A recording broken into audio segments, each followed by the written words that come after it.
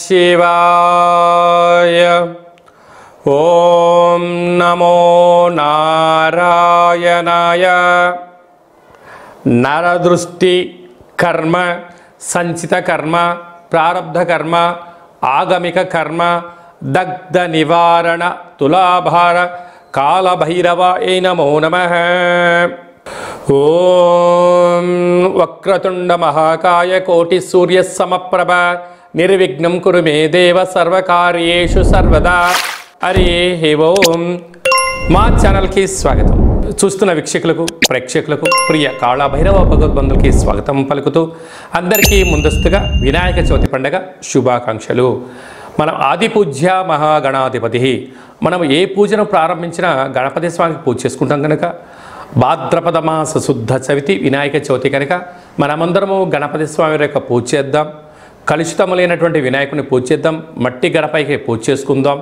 పర్యావరణాన్ని రక్షించుకునే బాధ్యత మనందరిపైన ఉంది కనుక వీలైనంత వరకు మనము జల జీవరాశులను, చెరువులను కాపాడుకునే మానవ ప్రయత్నం చేద్దాం. రాబోయే రోజుల్లో కలుషితములైనటువంటి నీటిని, చెరువులను కాపాడుకునే ఇది మనందరి బాధ్యతగా భావిద్దాం. 1/9/2024 నుండి 30/9/2024 వరకు పుట్టినటువంటి వారందరికీ కూడా ముందస్తుగా జన్మదిన శుభాకాంక్షలు. గతంలో వివాహం చేసుకున్న వారికి వివాహ వార్షికోత్సవ శుభాకాంక్షలు. ద్వాదశ రాశుల్లో గ్రహ గమనాల్ని ఒకసారి వీక్షింపచేద్దాం. వృషభ రాశిలో గురువు శత్రుస్థాన సంచార స్థితి, మిథున రాశిలో కుజ భగవానుడు సంచార స్థితి, కర్కాటక రాశిలో బుధ భగవానుడు సంచార స్థితి, సింహరాశిలో ఏడాది తర్వాత రవి భగవానుడు సంచార స్థితి, కన్యరాశిలో శుక్రుడు మరియు కేతు సంచార స్థితి, కుంభరాశిలో శని భగవానుడు స్వక్షేత్రకంగా ఉంటూ వక్రగమన సంచార స్థితి, మీనరాశిలో రాహు సంచార స్థితితో ద్వాదశ రాశుల్లో గ్రహ గమనాలు ఈ విధంగా ఉన్నాయి. సోమవతి అమావాస్య, కాల అమావాస్య రోజున మిథున రాశి వారు ఎలాంటి విధులు పాటించాలో ఈ వీడియోలో సవివరంగా సంపూర్ణంగా తెలుసుకుందాం. మిథున రాశిలో ఏ నక్షత్రాలు వస్తాయనగా మృగశిర నక్షత్రంలోని 3వ పాదం, 4వ పాదం, ఆరుద్ర నక్షత్రంలోని 4 పాదాలు, పునర్వసు నక్షత్రంలోని 1, 2, 3 పాదములు కలిపితే మిథున రాశి. చాలామందికి పుట్టినటువంటి కాల సమయంలో డేటా ఆఫ్ బర్త్లు లేనటువంటి కారణం చేత పేరు యొక్క మొదటి అక్షరాన్ని అనుసరిస్తూ రాశిని తెలుసుకునే ప్రయత్నం చేద్దాం. కా, కి, కు, కం, అజ్ఞ, చ, కే, కో, హ అక్షరాల వారందరూ కూడా మిథున రాశి జాతకులే. మిథున రాశి యొక్క అధిపతి బుధ భగవానుడు. ఈ సోమవారం అమావాస్య, మంగళవారం అమావాస్య సందర్భంగా మిథున రాశి వారు రాశిలోనే కుజ భగవానుడు సంచారం చేయడము, మంగళవారం పూట శ్రావణమాస అమావాస్య అవ్వడము, ఈ సంవత్సరం యొక్క రాజు కూడా కుజుడే అవ్వడం వలన ఇంట్లో ఒక ఎర్రటి గుమ్మడికాయ చేత ఎర్రటి కూష్మాండ దీపాన్ని పెట్టుకోగలిగినట్లయితే, అంటే గుమ్మడికాయను సగభాగాన్ని కట్ చేసి కుంకుమ ఎర్రగా పూసి ఇంట్లో ఈశాన్యంలో కానీ పూజా మందిరంలో కానీ అష్టదళ పద్మాన్ని ముగ్గురు కుంకుమతో వేసి ఒక దోషడు ఉప్పును పోసి వాటిపైన ఒక దోషడు తెల్ల ఆవాలను పోసి ఈ యొక్క దీపాన్ని గుమ్మడికాయని పెట్టి అందులో సమృద్ధిగా నూనె పోసి 8 వైపులా 8 ఒత్తులు పెట్టి దీపాన్ని వెలిగింపజేసి, అంటే చక్కెర పొంగలి కానీ పులగాని కానీ పెరుగన్నాన్ని కానీ నైవేద్యంగా ఏర్పాటు చేసి మీ మనసులో ఏదైతే ఉందో కోరుకొని ఒక 108 సార్లు ఓం కాళభైరవాయ నమః అనేటువంటి మంత్రాన్ని ఉచ్చరింపచేసి అయిన తదనంతరము వీటిని చాకలి వాళ్ళకు దానం చేసినట్లయితే మనకు ఉండబడినటువంటి జాతకంలో ఉండబడినటువంటి రుణ సమస్యలు, రోగ సమస్యలు, శత్రు సమస్యలన్నీ కూడా గాలిలో కలిసిపోయి ప్రశాంతమైన జీవితానికి స్వాగతం పలుకుతారు అని చెప్పి గమనించాలి. అలాగనే వీరికి తృతీయంలో రవి బుధ సంచార స్థితి కావడం వలన ప్రభుత్వ ఉద్యోగ ప్రయత్నం చేసేవారికి చాలా మంచి కాలము. అర్ధాశ్రమ శుక్రుడు, అర్ధాశ్రమ కేతు కారణం వలన చిన్న చిన్న విషయాలకు ఆందోళన తగదు. భాగ్యస్థానంలో శని భగవానుడు వక్రగమనంలో ఉండడం వలన నూతన వాహనాలు, బంగారు ఆభరణాలు, క్రయ విక్రయాలు యోగదాయకం. రాజ్యస్థానంలో రాహు సంచార ఉండడం వలన అద్భుతమైనటువంటి వ్యాపార అభివృద్ధి గణనీయంగా పెరిగి ఆదాయం సమృద్ధిగా ఉండే అవకాశాలు ఉన్నాయి. వ్యయంలో దేవగురు బృహస్పతి సంచారం చేయడం వలన భక్తి మార్గము ఆధ్యాత్మిక మార్గంగా ఉండడం వలన అనవసరమైన ఖర్చులను నివారించగలిగితే మిథున రాశి వారంతా అదృష్టవంతులు లేరు అని చెప్పి గమనించగలగాలి. స్వయం వృత్తులు, సేవా రంగాలు, వ్యాపారాలు, హోటల్ రంగాలు, అలాగనే గృహ భవన నిర్మాణ కార్యక్రమం చేసేటువంటి వారందరూ, స్వర్ణకారిత వ్యాపారులకు అందరికీ కూడా చాలా మంచి కాలం ఉందని చెప్పి గమనించాలి. సెప్టెంబర్ మాసంలో ముఖ్యమైనటువంటి పండుగల గురించి క్లుప్తంగా సవివరంగా సంపూర్ణంగా తెలుసుకుందాం. 2వ తారీఖు శ్రావణ మాస అమావాస్య, మఖా నక్షత్రము, సోమవారము. తదుపరి రోజు మంగళవారము, పుబ్బ నక్షత్రము. సోమవతి అమావాస్య శ్రావణ మాసంలో చివరిగా వచ్చేటువంటి రోజున సోమవతి అమావాస్య, మంగళవారంతో కూడుకున్నటువంటి అమావాస్య. ఈ వీటిని సోమవతి అమావాస్య అని, కాళ అమావాస్య అని కూడా అంటారు. ఈరోజు మనం ఏం చేయగలగాలి అన్నట్లయితే ఇంటినల్లా శుద్ధి పెట్టుకొని, ఇంటికి మామిడాకులు కొబ్బరాకులను ఏర్పాటు చేసుకొని, శక్తి కలిగితే మహాలక్ష్మీదేవి అమ్మవారి యొక్క పూజ, తులసికోట దగ్గర పూజ చేసుకొని, శుభకంకణం చేయవ పంచమం అన్నట్టుగా 5 మంది ముత్తైదులకు యథాశక్తిగా తాంబూలాన్ని కానీ వాయనాన్ని దానం ఇవ్వగలిగినట్లయితే మంచి ఆశీర్వచనం అని చెప్పి గమనించగలగాలి. అంటే ఈ శ్రావణ మాసంలో ఏ స్త్రీమాత మన ఇంటికి వచ్చినా లక్ష్మీదేవిగా భావించగలగాలి. పురుషుడు వచ్చినట్లయితే శ్రీమన్నారాయణుడిగా భావించగలగాలి. వారికి బొట్టు, వస్త్రాలు, ఫలాలు, తేనెటి విందు, సాత్విక ఆహారాన్ని ఏర్పాటు చేయడం వలన భగవంతుడి యొక్క ఆశీస్సులు ఉంటాయని చెప్పి గమనించాలి. అలాగనే శక్తి కలిగింది ఇంట్లో ఒక కూష్మాండ దీపము, అలాగనే కాళభైరవ స్వామి యొక్క ముడుపు, కాళభైరవ హోమ కార్యక్రమాన్ని చేసుకున్నట్లయితే కష్టాలకు స్వస్తి పలికి అష్ట ఐశ్వర్యాలకు స్వాగతం అని చెప్పి గమనించాలి. శక్తి కలిగితే చేసుకోండి, కుదరలేదు ఈ కిందిని మనం సంప్రదించినట్లయితే మన యొక్క దేవాలయంలో నరదృష్టి నివారణ కాళభైరవ స్వామి యొక్క దేవాలయంలో అమావాస్య పూజ అద్భుతంగా చేయడం జరుగుతూ ఉంటుంది. కనుక మనమందరం కూడా పూజలో పాల్గొందాం, స్వామివారి యొక్క ఆశీస్సులు పొందుదాం. అలాగనే మనకు 7వ తారీఖు వినాయక చవితి, మనమందరం పండగను చేసుకుందాం, గణపతి స్వామికి ఆశీస్సులు పొందుదాం. చంద్ర భగవానుని చూడకుండా ఉండే మానవ ప్రయత్నం చేయండి. పరిసర ప్రభావంతో చంద్రుని చూసినట్లయితే ఈ కింది నెంబరు సంప్రదించినట్లయితే మీ గురించి ప్రత్యేకంగా చంద్ర దర్శన నివారణ హోమ కార్యక్రమాన్ని చేయించడం జరుగుతుంది, పూజా కార్యక్రమం చేయించడం జరుగుతుంది. మీకు అక్షింతలు, గరిక, కంకణం పంపించడం జరుగుతుంది. కనుక చంద్రుని యొక్క చూసిన దోషం తొలగిపోతుందని చెప్పి గమనించాలి.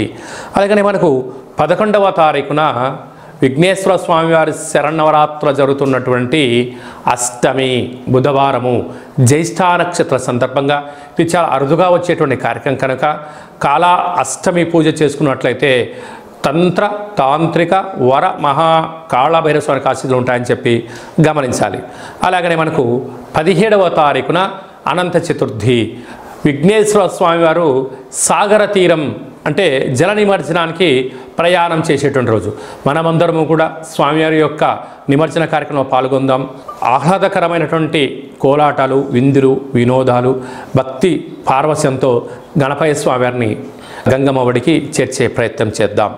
అలాగనే మనకు 18వ తారీఖున భాద్రపద మాస పూర్ణిమ కనుక మనకు మహాలయ పక్షాలు ప్రారంభమవుతాయి. అక్కడి నుంచి 15 రోజులు మనకు ఉంటుంది. కనుక మన తాత ముత్తాతలు కానీ తల్లిదండ్రులు కానీ గతించినటువంటి వారు ఎవరైనా ఉన్నట్లయితే వారు ఏ మాసంలో ఏ తిథిలో వాళ్ళు పరమపదింపజేశారో లేకుంటే ఏ రోజు వాళ్ళు పరమపదింపజేశారో ఆ తిథి యందున వారి పేరును స్మరించుకొని వారి యొక్క ఫోటోను ఏర్పాటు చేసుకొని బ్రాహ్మణుని పిలిచి సంకల్పం చెప్పించుకొని స్వయంపాక కార్యక్రమాన్ని ఏర్పాటు చేసుకోవడం, లేదా గోమాతకు ఆహారాన్ని ఏర్పాటు చేయడం, లేదా నదీ తీరంలో వారి పేరుపైన మనము దర్భలు నల్ల నువ్వులను వదిలేయడము, సాధు సంతులకు ఆహారం చేయడము, ఎందుకంటే లేనటువంటి వారికి వారి పేరుపైన వస్త్రదానం చేయగలిగినట్లయితే వారు ఎంతో తృప్తి చెంది వారి యొక్క ఆశీర్వచనం మనకు శ్రీరామ రక్షగా భావించగలగాలి. కనుక మనమందరము గతించినటువంటి పెద్దవారి యొక్క ఆత్మ తృప్తికై ఈ కార్యక్రమాన్ని చేస్తూ ఉంటాం. ఇది మన సనాతన హిందూ సాంప్రదాయంలోనే ఉంటుంది. కనుక మనమందరం కూడా మన సాంప్రదాయాన్ని కాపాడుకుందాం, మన పితృదేవతలను ఆశీస్సులు పొందుదాం. మనం వారి యొక్క ఆశీస్సులు పొందినట్లయితే మనకు సర్వత్రా శ్రీరామ రక్ష అని చెప్పి గుర్తుపెట్టుకోగలగాలి.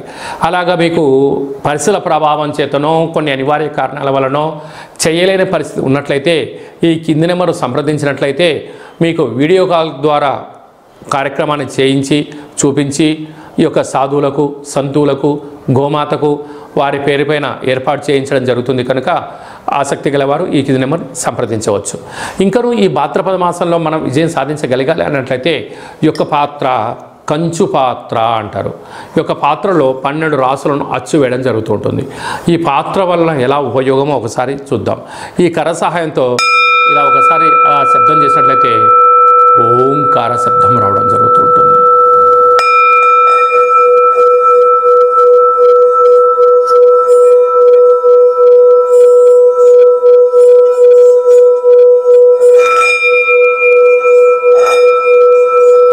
ఈ శబ్ద తరంగాల వల్ల మనిషి ఏదైతే అనుకుంటాడో దాన్ని విజయం సాధించడం, ఉద్యోగంలో, వ్యాపారంలో కష్టాలు తొలగిపోవడం, ఇంట్లో ఉండబడే జ్యేష్ఠాదేవి బయటికి వెళ్ళిపోవడం, బయట సంచరిస్తే లక్ష్మీదేవి మనలోకి ఇంట్లోకి రావడం జరుగుతుంటుంది కనుక ఈ యొక్క అక్షయ పాత్రతో పాటు కాళభైరవ యొక్క పిరమిడు, డాలరు, కంకణము మీకోసం ప్రత్యేకంగా కాళభైరవ హోమాన్ని చేయించడం, 27 రకాల వస్తువులతో దిష్టి తీయించి పంపించడం జరుగుతుంది.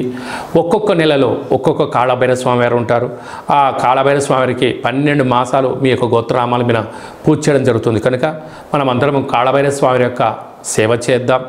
కాళభైరవ స్వామి అక్షయపాత్రను సొంతం చేసుకుందాం. కష్టాలకు స్వస్తి పలుకుదాం. అష్ట ఐశ్వర్యాలకి స్వాగతం పలుకుతామని చెప్పి గమనించగలరు. ఇంకను మన వ్యక్తిగత జాతకం తెలుసుకోవాలనుకుంటున్నారా?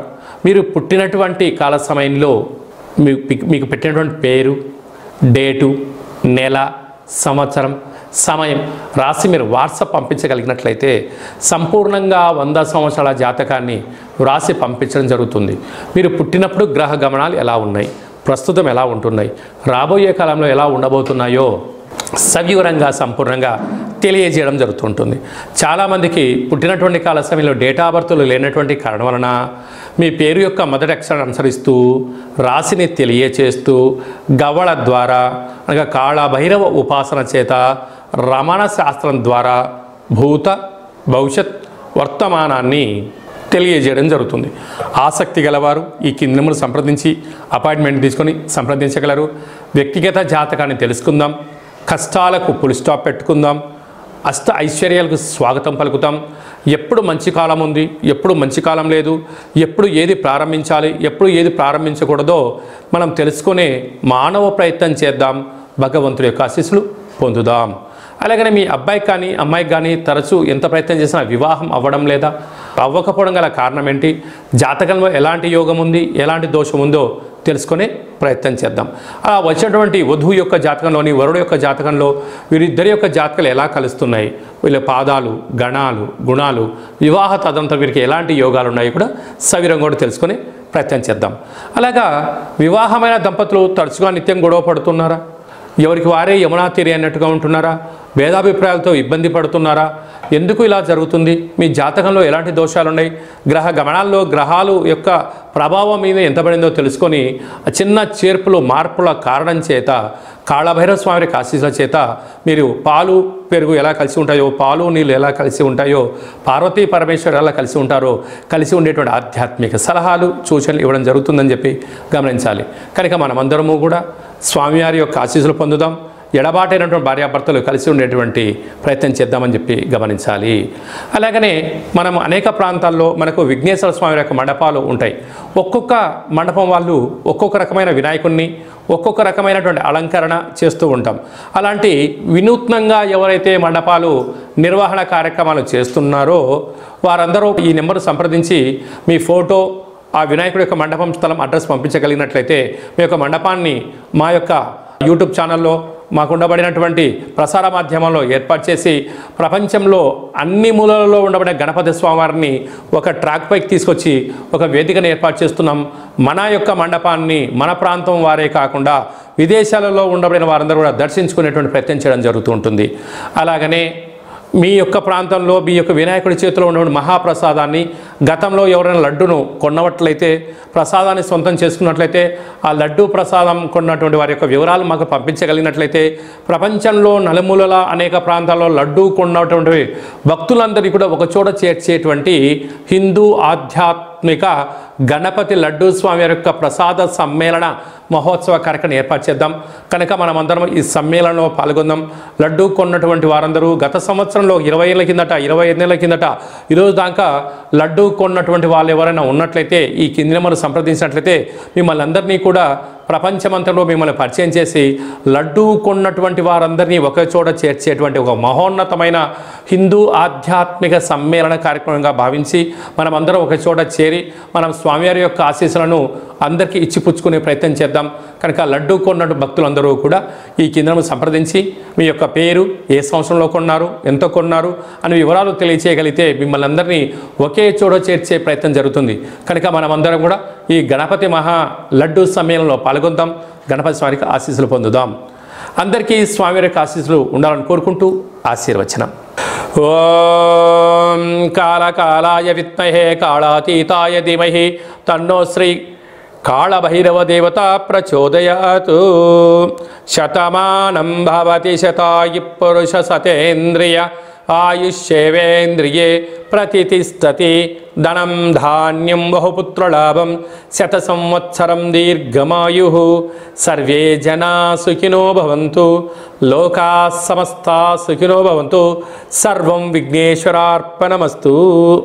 ఈ వీడియో మీకు నచ్చినట్టయితే లైక్ చేయండి, షేర్ చేయండి, మా ఛానల్ని సబ్స్క్రైబ్ చేసుకోండి. నేను చేస్తున్న ఆధ్యాత్మికమైన వీడియోలు అందరికన్నా ముందుగా మీరు చూడాలి అన్నట్టయితే మా యొక్క ఛానల్ని సబ్స్క్రైబ్ చేసుకున్న తర్వాత గంట సింబల్ ప్రెస్ చేయండి, పైన ఆల్ అని బటన్ కూడా తెలియచేయండి. అందరికన్నా మీ యొక్క వ్యక్తిగత జాతకాన్ని ముందే తెలుసుకొని 10 మందికి మీరు ఎవరి క్షేమాన్ని కోరుకుంటున్నారో, మీ క్షేమాన్ని ఎవరైతే కోరుకుంటున్నారో వారికి ఈ వీడియోను ఫార్వర్డ్ చేసి భగవంతుడి యొక్క ఆశీస్సులు పొందగలరు.